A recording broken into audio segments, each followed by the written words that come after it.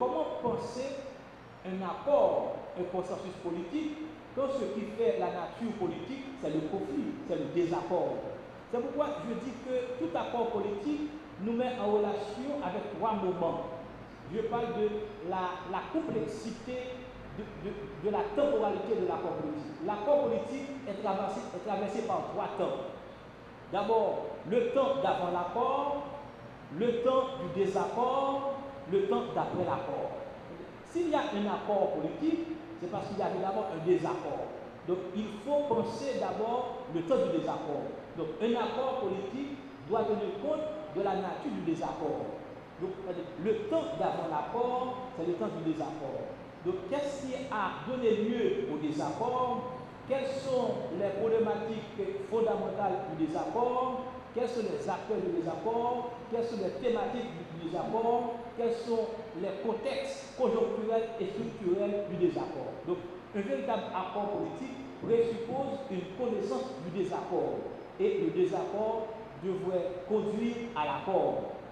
Donc, le temps du désaccord est fondamental parce que c'est lui qui doit conduire au temps de l'accord. Merci. Oui. Le temps de l'accord politique, c'est le temps où l'on va résoudre, où l'on va mettre sur le tapis le désaccord. Donc, est-ce que l'accord tient compte de la nature du désaccord? Donc, ça, c'est fondamental. Et aussi, le temps d'après l'accord. Donc, s'il y a un accord politique, le temps de l'accord politique, c'est le temps du dépassement de la politique comme conflit, comme désaccord. Eh bien, comme les acteurs politiques s'engagent dans une dynamique de conflit, de lutte, donc après l'accord, le désaccord viendra. Donc le temps d'après l'accord, c'est le temps du retour du désaccord. Donc il faudra que l'accord politique tienne compte précisément de ces trois dynamiques, de ces trois temporalités, le temps d'avant l'accord, le temps de l'accord et le temps d'après l'accord. Après avoir élaboré cette temporalité complexe de l'accord, un véritable accord politique doit aussi mettre l'accent sur l'identité des acteurs. C'est-à-dire, les acteurs, quelle est leur légitimité, leur qualité, leur quantité et leur finalité. C'est-à-dire, un accord politique doit tenir compte de la légitimité. Les acteurs qui vont discuter autour d'une table pour trouver un accord, est-ce qu'ils ont la légitimité?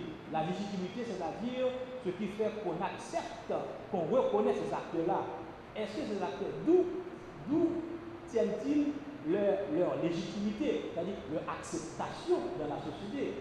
Nous savons que généralement, une bonne partie des leaders, des hommes politiques, beaucoup de gens qui ont été au Sénat, c'est des gens qui ont trafiqué le vote, des gens qui ont rendu possible, qui ont créé la crise du désaccord. C'est-à-dire, comment est-il possible que des gens ayant produit, ayant généré le désaccord, la crise, peuvent être les acteurs d'un accord devant conduire à la résolution du conflit. Donc il y a un paradoxe, c'est-à-dire la légitimité de l'acteur doit être posée. Est-ce que ces acteurs sont reconnus? Or, nous savons que dans la sociologie politique haïtienne, les partis politiques manquent de visibilité, de reconnaissance sociale.